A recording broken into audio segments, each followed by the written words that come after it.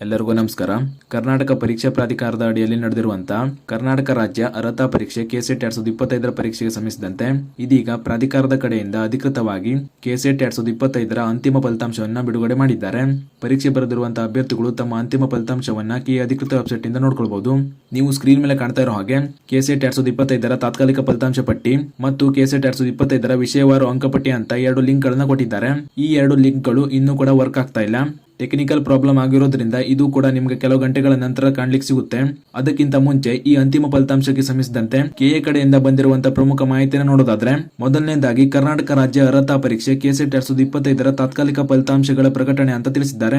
ಕರ್ನಾಟಕ ಪರೀಕ್ಷಾ ಪ್ರಾಧಿಕಾರವು 2025ರ ನವೆಂಬರ್ 2ರಂದು ನಡೆಸಿದ ಕರ್ನಾಟಕ ರಾಜ್ಯ ಅರ್ಹತಾ ಪರೀಕ್ಷೆ ಕೆಸೆಟ್ 2025ರ ಫಲಿತಾಂಶಗಳನ್ನ ಯುಜಿಸಿ ಮಾರ್ಗಸೂಚಿಗಳು ಮತ್ತು ರಾಜ್ಯದ ಮೀಸಲಾತಿ ನೀತಿ ಅನುಸಾರ ಪ್ರಕಟಿಸಿದೆ. ಕರ್ನಾಟಕ ಪರೀಕ್ಷಾ ಪ್ರಾಧಿಕಾರವು ರಾಜ್ಯ ಸರ್ಕಾರದ ಪರವಾಗಿ ಕರ್ನಾಟಕ ರಾಜ್ಯದಲ್ಲಿ ಸಹಾಯಕ ಪ್ರಾಧ್ಯಾಪಕರ ಹುದ್ದೆಗೆ ಅರ್ಹತೆ ನಿರ್ಧರಿಸಲು ಕೆಸೆಟ್ 2025ರ ಪರೀಕ್ಷೆಯನ್ನು ನಡೆಸಿದೆ. 2025ರ ನವೆಂಬರ್ 2ರಂದು ಸಹಾಯಕ ಪ್ರಾಧ್ಯಾಪಕರ ಅರ್ಹತೆಗಾಗಿ 3ನೇ ಬಾರಿ ಕೆಸೆಟ್ ಪರೀಕ್ಷೆಯನ್ನು ನಡೆಸಲಾಗಿದೆ. ಕೆಸೆಟ್ 2025ರ ಪರೀಕ್ಷೆಯನ್ನ ರಾಜ್ಯದ 11 ಜಿಲ್ಲಾ ಕೇಂದ್ರಗಳಲ್ಲಿ 33 ವಿಷಯಗಳಿಗೆ ಒಟ್ಟು 1,34,826 ವಿದ್ಯಾರ್ಥಿಗಳಿಗಾಗಿ ಆಫ್ಲೈನ್ ಮಾದರಿಯಲ್ಲಿ ಏಕಾಂತದಲ್ಲಿ ನಡೆಸಲಾಗಿತ್ತು. ಇದರಲ್ಲಿ 1,21,052 ಅಭ್ಯರ್ಥಿಗಳು ಪೇಪರ್ 1 ಮತ್ತು ಪೇಪರ್ 2 ಅನ್ನು ಬರೆದಿದ್ದರು.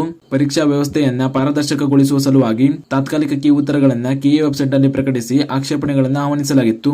ಬಂದ ಆಕ್ಷೇಪಣೆಗಳನ್ನ ವಿಷಯ ತಜ್ಞರಿಂದ ಪರಿಶೀಲಿಸಿ ಅಂತಿಮಗೊಳಿಸಿದ ಉತ್ತರಗಳ ಆಧಾರದ ಮೇಲೆ ಸಿದ್ಧಪಡಿಸಲಾಗಿದೆ. ದಿನಾಂಕ 15/11/2025ರಂದು ತಾತ್ಕಾಲಿಕ ಅಂಕಗಳನ್ನ ಅಭ್ಯರ್ಥಿಗಳ ಮಾಹಿತಿಗಾಗಿ ಪ್ರಕಟಿಸಲಾಗಿತ್ತು. ಯುಜಿಸಿ ಸೂತ್ರ ಮತ್ತು ರಾಜ್ಯ ಮೀಸಲಾತಿ ನೀತಿಯ ಪ್ರಕಾರ ಅಭ್ಯರ್ಥಿಗಳ ಅಂಕಪಟ್ಟಿಯನ್ನು ಆಧರಿಸಿ ಮೆರಿಟ್ ಪಟ್ಟಿ ತಯಾರಿಸಲಾಗಿದೆ ಅಂತ ತಿಳಿಸಿದ್ದಾರೆ. ನಂತರ ಕೆಸೆಟ್ 2025ರ ಫಲಿತಾಂಶ ಗಣನಾ ಹಂತಗಳ ಬಗ್ಗೆ ಮಾಹಿತಿಯನ್ನು ತಿಳಿಸಿದ್ದಾರೆ. ಹಂತ 1, 2 ಪೇಪರ್ಗಳಿಗೆ ಹಾಜರಾದ ಒಟ್ಟು ಅಭ್ಯರ್ಥಿಗಳ 6% ಅಭ್ಯರ್ಥಿಗಳನ್ನ ಸಹಾಯಕ ಪ್ರಾಧ್ಯಾಪಕರ ಅರ್ಹತೆಗಾಗಿ ಆಯ್ಕೆ ಮಾಡಲಾಗುತ್ತದೆ. ಹಂತ 1ರಲ್ಲಿ ಲಭ್ಯವಾದ ಒಟ್ಟು ಸ್ಲಾಟ್ಗಳನ್ನ ವರ್ಗವಾರು ಮತ್ತು ವಿಷಯವಾರು ವಿಂಗಡಿಸಿ 2 ಪೇಪರ್ಗಳ ಒಟ್ಟು ಅಂಕಗಳನ್ನು ಆಧರಿಸಿ ಮೆರಿಟ್ ಪಟ್ಟಿ ತಯಾರಿಸಲಾಗುತ್ತದೆ.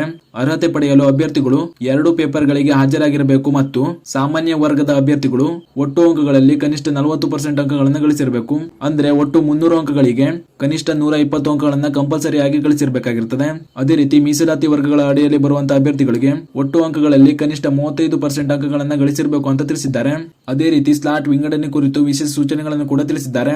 ಅವುಗಳನ್ನು ನೋಡೋದಾದ್ರೆ, ಸ್ಲಾಟ್ ಗಳನ್ನ ವಿಂಗಡಿಸುವಾಗ ಬಂದ ಅಂಕದ ಭಿನ್ನರಾಶಿಯ ಫಲಿತಾಂಶವು 1ಕ್ಕಿಂತ ಕಡಿಮೆ ಆದರೆ 0ಕ್ಕಿಂತ ಹೆಚ್ಚು ಇದ್ದರೆ ಅದನ್ನ ಒಂದು ಸ್ಲಾಟ್ ಎಂದು ಪರಿಗಣಿಸಲಾಗುತ್ತದೆ.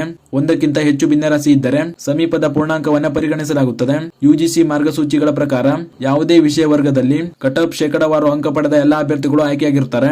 ಹೀಗಾಗಿ 1,21,052 ಅಭ್ಯರ್ಥಿಗಳ ಮೇಲೆ 6% ನಿಯಮದ ಪ್ರಕಾರ ಲಭ್ಯವಾಗಬೇಕಾದ ಸ್ಲಾಟ್ಗಳು 7,263 ಆಗಿದ್ದು, ಆದರೆ ಕಟ್ ಆಫ್ ನಿಯಮದ ಪ್ರಕಾರ ಒಟ್ಟು 8,383 ಅಭ್ಯರ್ಥಿಗಳು ಅರ್ಹರಾಗಿದ್ದಾರೆ ಅಂತ ತಿಳಿಸಿದ್ದಾರೆ.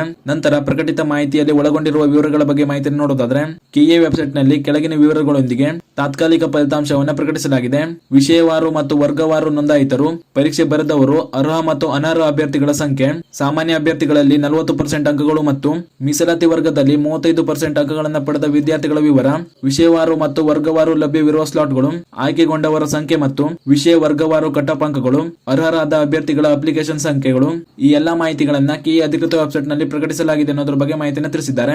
ಅಭ್ಯರ್ಥಿಗಳು ಅರ್ಜಿಯ ಸಮಯದಲ್ಲಿ ಘೋಷಿಸಿರುವ ವರ್ಗದ ಆಧಾರದ ಮೇಲೆ ಸ್ಲಾಟ್ಗಳು ನಿಗದಿಯಾಗಿರುವ ಕಾರಣ ವರ್ಗ ಬದಲಾವಣೆ ಅಥವಾ ಯಾವುದೇ ಬದಲಾವಣೆ ಸಾಧ್ಯವಿಲ್ಲ ಅಂತ ತಿಳಿಸಿದ್ದಾರೆ.